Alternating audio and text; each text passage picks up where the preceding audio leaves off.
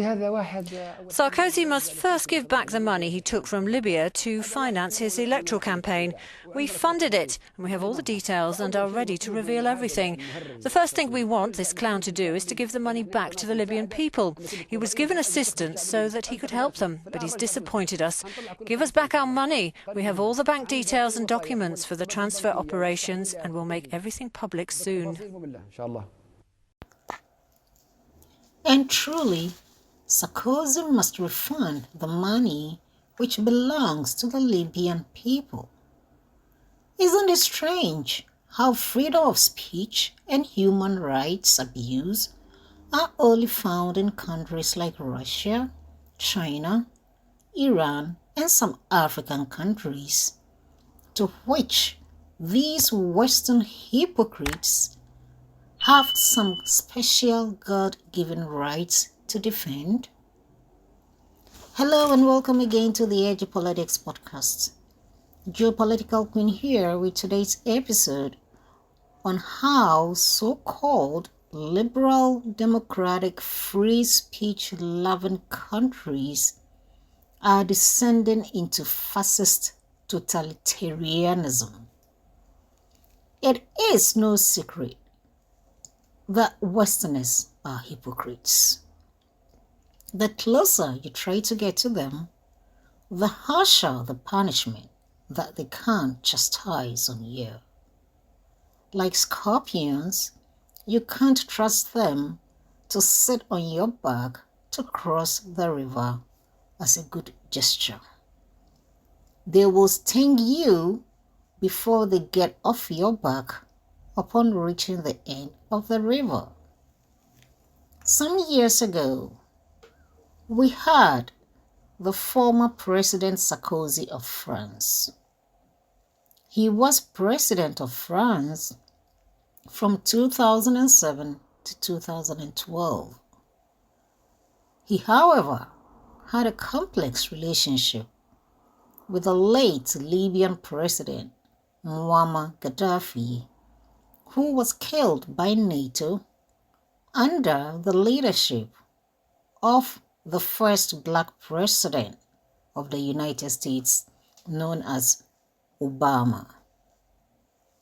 In Sarkozy's election campaign in 2007, it was alleged by Libyan officials from the Gaddafi era that they helped finance Sarkozy's successful presidential run in 2007 by secretly giving Sarkozy 50 million euros for the 2007 campaign.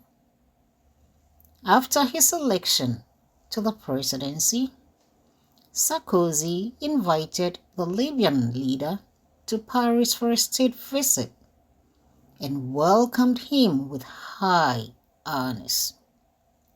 Surprise, surprise, in 2011, when there was some citizen unrest in Libya, it was the same Sarkozy who put France in the forefront of a NATO-led airstrikes against Gaddafi's troops. Airstrikes which helped rebel fighters not only to topple Gaddafi's regime, but also kill him, as described by his son Saif here. Gaddafi's son was then asked, as France was the first country to recognise the National Council of the Revolution, what was his opinion of President Sarkozy. Sarkozy must first give back the money he took from Libya to finance his electoral campaign. We funded it, and we have all the details and are ready to reveal everything. The first thing we want this clown to do is to give the money back to the Libyan people. He was given assistance so that he could help them, but he's disappointed us. Give us back our money. We have all the bank details and documents for the transfer operations, and we'll make everything public soon. Fast forward to August 2024, and Pavel Durov, the Russian-born CEO of big tech Telegram platform, who also holds French nationality, is arrested in France for not cooperating with Western security forces by giving them backdoor access to censor freedom of speech. Before becoming a French citizen, Durov met President Emmanuel Macron on several occasions. This is according to information obtained by Le Monde. These meetings were even mentioned on the citizenship application filed by Durov, who obtained a French passport in 2021 through the Foreigner Emeritus procedure, a process which allows the French government to grant citizenship to foreigners who contribute to the influence of France. According to the Wall Street Journal, French President Emmanuel Macron offered Telegram founder Durov to move the messenger's headquarters to Paris. This was reported by citing knowledgeable resources. The newspaper also claimed that this discussion happened at a lunch meeting in 2018 when Emmanuel Macron voiced this proposal. On August 24, 2024, Pavel Durov was arrested in France from a trip from Azerbaijan. After 96 hours of detention, Durov was released on a €5 million bail after a court in Paris formally indicted him for enabling free speech and ordered him to remain in France until the investigation against him concluded. He also has to report to a police station twice a week. What a way to fly out from an alleged authoritarian state like Russia that never imprisoned you to a so-called democratic and free speech-loving country to be imprisoned. Note that Russia never imprisoned Pavel Durov, although Russia is supposed to be an authoritarian state, but rather the so-called civilized and democratic Western France is the one trying to imprison Pavel for enabling freedom of speech on his platform.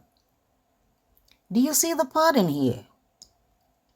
Back in the days when Ghadaffi wanted to be loved by Western countries, France under Sarkozy took the opportunity and mailed out Libya, whilst taking the lead in approving a UN law which enabled NATO to kill Ghadaffi, a sitting president of his country. Today, we have Pavel Durov, who also wanted to be loved by the West because he bought into the mainstream media propaganda of President Putin being a dictator who deprived his citizens of their human rights. To spite President Putin, Macron became his friend who threw a French passport his way to make him feel that he belonged. Unfortunately, as history is telling us, France, under the same Macron, who is supposed to be his friend who he used to have lunches with, is the first European country that has arrested Durov, who is supposed to be, ironically, a French citizen too, and indicted him for enabling free speech on his Telegram platform. So you see, you never know what you have till it's taken away from you. Which of these two countries is the authoritarian state, and which of these two presidents are dictators here?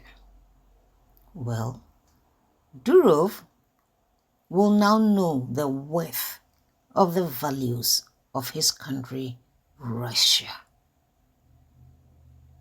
Anyway, kindly leave your comments in the comment section below, and thanks for tuning in. I will be back with the next broadcast. Good day.